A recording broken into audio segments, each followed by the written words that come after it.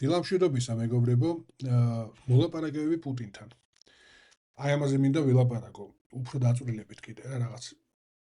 სულ რაღაცა რჩება სათქმელი, რაღაც ვიდეოს ჩავწერ, მე სულ რაღაცა სათქმელი რჩება რა და ეხლა მინდა კიდე თქვა რამდენიმე სიტყვა. ესე იგი მაინც ეს მოსაზრებები, რომ პუტინთან შესაძლებელია მოლაპარაკება, რაღაცაზე გარიგება, რომ მან ომი არ დაიწყოს. არა, შეუძლებელია. და რატო ეხლა ვიკეთვით? მე რასაც ვაკვირდები, ეხლა მე მოლაპარაკებებზე არ ყოფილვარ არასდროს, მით უმეტეს პუტინთან. მაგრამ ჩემი დაკვირვება რაც არის რა, ანუ რაც 25 წელია ამ კაცს ვაკვირდები, ხელისუფლებაშია, მის დამოკიდებულება საქართველოსადმი და ასე შემდეგ. მისი დამოკიდებულება საქართველოსადმი არის შემდეგი, რომ ის არც კი დაუშვებს, რომ საქართველო მასთან მივიდეს და რამე გარიგება შესთავაზოს, რომ აი ან იმასაც საერთოდ ლაპარაკი ზედმეტია, რომ საქართველოსთან მოლაპარაკებებში რაღაცა კომპრომისზე რო წავიდეს, ესეც კი აბსოლუტურად. პუტინი საქართველოსნაირ ქვეყანას, ყოფილ საბჭოთა ქვეყანას, ელაპარაკება მხოლოდ ერთი ენით. შენ აკეთებ იმას, რაც მე მინდა, ან დააბრალე საკუთარ თავს მე რაც მოხდება. ეს არის მორჩა, მეტია, ზუსტად ამ ენით დარწმუნებული ვარ. სხვა ენა მას საქართველოსნაირ ქვეყანასთან სალაპარაკო არა აქვს. ამიტომ იმაზე ლაპარაკი, რომ ამას წინათ ადრე კიდე რამდენიმე თვის წინ ალტინფოს რომელიღაცა წამყვანი ლაპარაკობდა, რომ მე რო ვიყო საქართველოს ხელმძღვანელი და პუტინთან მოლაპარაკებაზე, მე მას შევთავაზებდიო, რომ აჭარაშიო სამხედრობაზე გააკეთოსო და სამაგიეროდ აფხაზეთის დაბრუნებაში დამეხმაროს.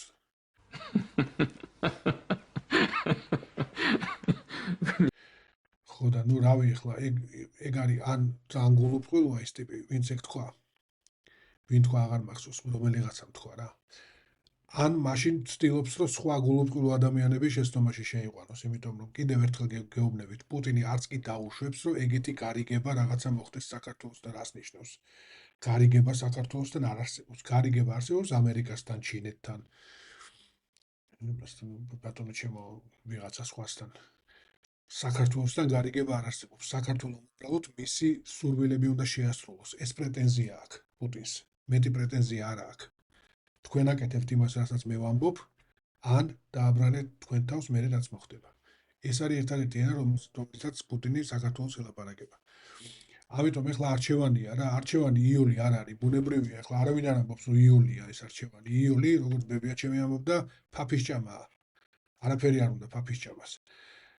და ეს არის ბუნებრივია, ძნელია, რთული გადასაწყვეტია, მაგრამ პრიორიტეტები უნდა იქნას არჩეული რა, რაღაცნაირად უნდა და გამოსავალი არ არის იმაზე დათანხმება, პუტინს დათანხმება, რომ კარგი, მე შევასრულებ, შენ რაც გინდა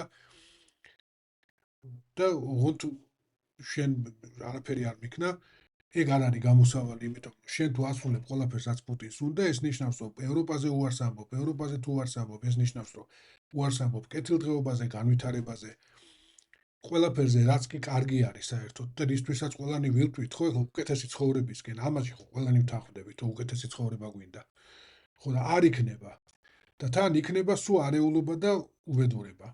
იმიტომ რომ როგორც ადრე რომელიღაცა ვიდეოში ვთქვი, რუსული მშვიდობა, როგორც ამას ეძახიან, აუცილებლად ადრე თუ გვიან თავდება ხალხ, იმით რომ ხალხს ხელში ამოსდის და ჯანყდება ხალხი.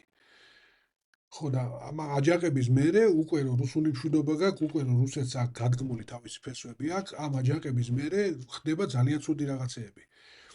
და რაც შეეხება აფხაზეთის და სამხრეთ ოსეთის დაბრუნებას, ვინმე თუ ფიქრობს, რომ პუტინი სადღაც ტვინის კუნჭულში მაინც განიხილავს, რომ ეს ტერიტორიები როდესმე უნდა დაუბრუნოს საქართველოს, ძალიან ცდებით.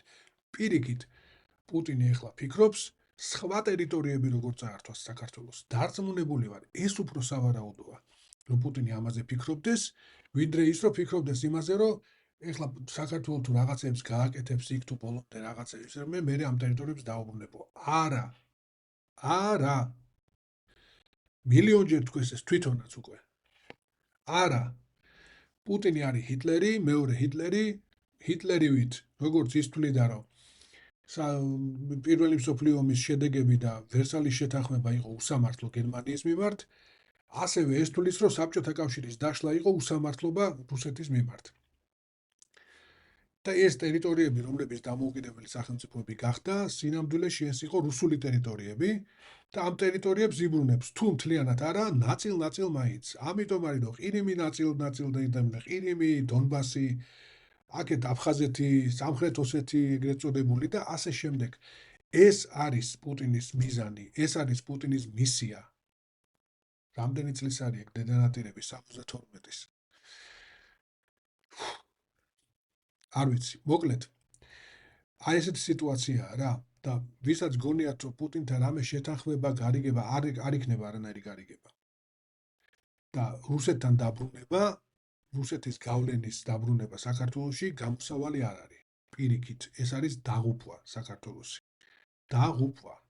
გარდა იმისა, რომ ეს არ მოიტანს არც კეთილდღეობას, არც განვითარებას და არც არაფერს, გარდა ამისა, ეს მოიტანს კიდევ უფრო მეტ ტრაგედიას ქართველი ერისთვის. დიახ, გამოსავალი რთულია, არავინ არ ამბობს, რომ იოლია, მაგრამ გამოსავალი არ არის პუტინის ულტიმატუმზე დათანხმება. ეს გამოსავალი ნახდათ არ არის. ეს არის ძალიან ცუდი. აი ამის თქმა მინდოდა დღეს. და დანარჩენი, რა ვიცი, დანარჩენს მე სხვა დროს ვიტყვი რა. ალბათ კიდე რაღაცა დამრჩა სათქმელი, რომელიც მე გამახსენდება.